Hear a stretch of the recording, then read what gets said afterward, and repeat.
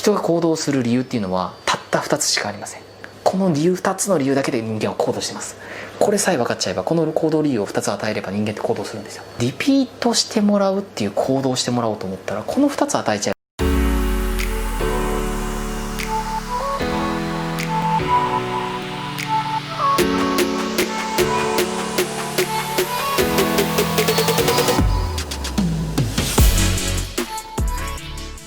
少しでも相手が喜んでもらえないかな、相手が喜ばないかなって考えながらやっぱやっていくと、すごくね返ってくるんですよ。でこのね、人を行動させるって言ったらちょっと怖いじゃないですか、はい、だってもう本当に人を操るみたいな感じになってくるんですけど、はい、でも人がなかなか行動できない、例えばネガティブで行動できない、したら絶対いいのになっていてできない人もいるじゃないですか、はい、もうちょっとこうやって体のケアすればもっと元気になるのになとか、こうやってやればもっと良くなるのになっていう時に、このいい方向に行動させるってなったら導き手になれる、はい、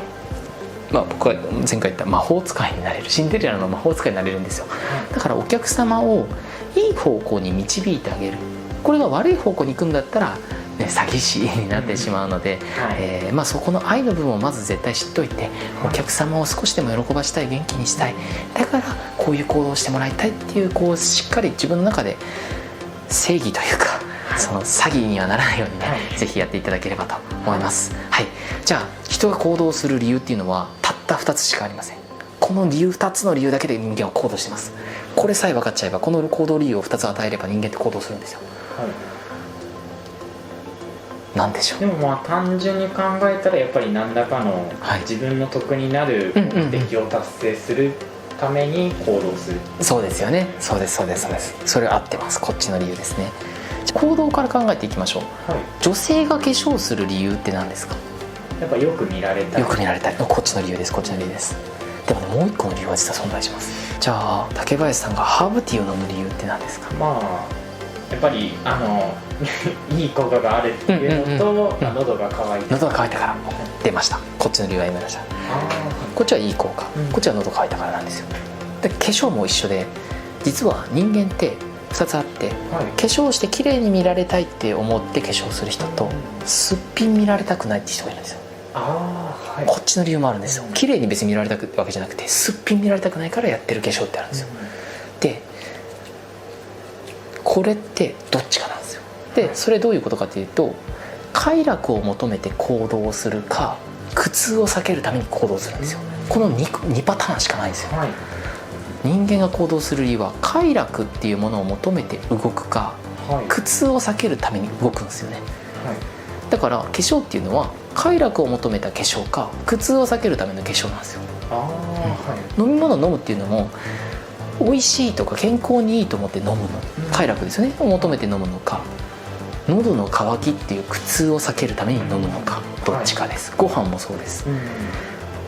美味しいとか健康にいい栄養を取るっていうので食べる食事と、空腹を満たすっていうだけの食事、はい、仕事もそうですよね。仕事が楽しいって思える仕事をするのと、仕事しないと食べていけないからって仕事をする、この2パターンです。じゃあどっちがクオリティが高くなるか。例えば化粧だったら、快楽を求めた化粧と苦痛を避けるための化粧、どっちが綺麗な化粧ができますか？でも自分のモチベーションというかやる気がある方はやっぱり快楽の方です、そうですよね。だからすごく綺麗な化粧できますね、綺麗に見せたいってやっぱなるので、で苦痛避けるための化粧ってすっぴん見られたくないから、とりあえず眉毛描いときゃなんとかなるかぐらいでなっちゃいますよね。全然違いますよね。じゃあ仕事、自分が好きでやってる仕事と苦痛を避けてやる仕事、食べていけない、生活できないからやる仕事、どっちがいい仕事できますかね？やっぱり自分からやりたいって思ってやる仕事の方がいいです、そうですよね、はい、快楽を求めた仕事の方が絶対ですよね。つまり人間って快楽を求めて行動したら結果って結構伴いやすいんですよし、クオリティの高いものができる。ご飯だってそうですよね。空腹を満たすだけの菓子パンと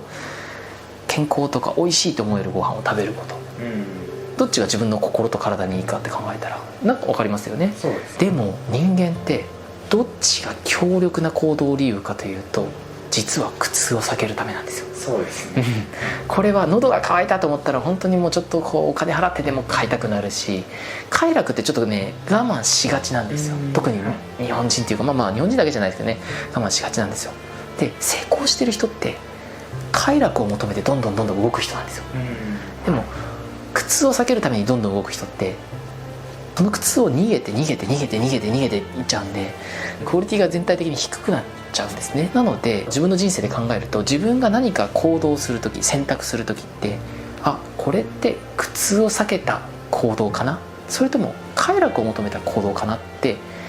意識的に考えるようにして、苦痛が多くなってれば要注意です。あ、これ空腹を満たすだけの食事、あ、これ喉の渇きを癒すための飲み物、あ、今の仕事苦痛を避けるための仕事、それが重なってっちゃって苦痛を避けまくってる人生だとやっぱあまりよろしくない。もちろんそういう人生もいいっていう人もいるかもしれないですけど、少し振り返ってみて、今までした行動とか振り返って快楽が少ないんであれば、自分の快楽を見つめ直して、その快楽に向かって動いていくとすごく良くなります。人間は行動させようと思ったら、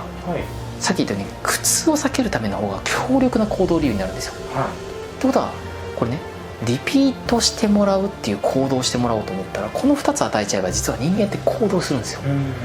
リピートすれば快楽、リピートしなければ苦痛っていう両方を与えちゃうんですね。そうすると人間って行動します。じゃあどういうふうに与えますか。